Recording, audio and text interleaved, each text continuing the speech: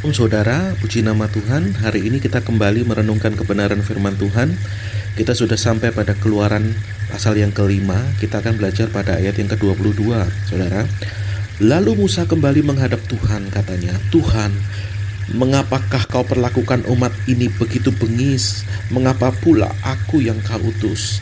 Jadi ceritanya, saudara, kalau saudara baca secara keseluruhan Keluaran pasal 5 ini, Musa dan Harun mulai berbicara kepada Firaun untuk meminta supaya bangsa Israel ini keluar dari Mesir untuk mempersembahkan korban kepada Allah. Tetapi Firaun malah menghukum mereka dengan kerja paksa yang begitu luar biasa, begitu hebat, memaksa mereka untuk terus bekerja dan tidak boleh pekerjaan mereka berkurang dalam satu hari. Dan ketika berkurang dalam satu hari pekerjaan mereka, maka mereka akan dihukum dan dianiaya. Jadi ceritanya Musa menghadap kepada Tuhan, karena begitu Musa menghadap ke Firaun, maka kesengsaraan itu malah bertambah banyak.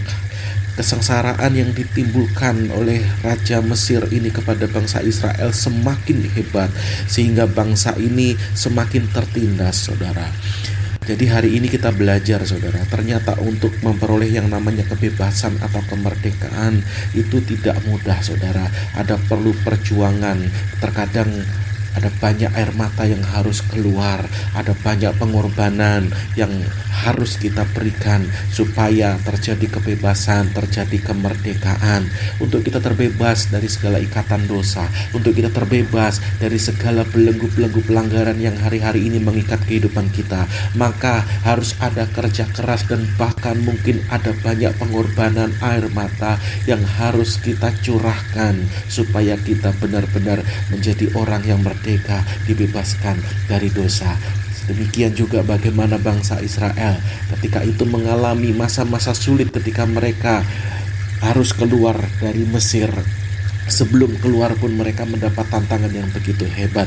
Jadi yakinlah, saudara, hari ini kalau kau berjuang untuk melawan, untuk keluar dari kegelapan dosa, yakinlah memang akan ada pengorbanan, akan ada air mata, akan ada yang namanya mungkin dalam hidup kita akan ada banyak mungkin tantangan yang begitu berat.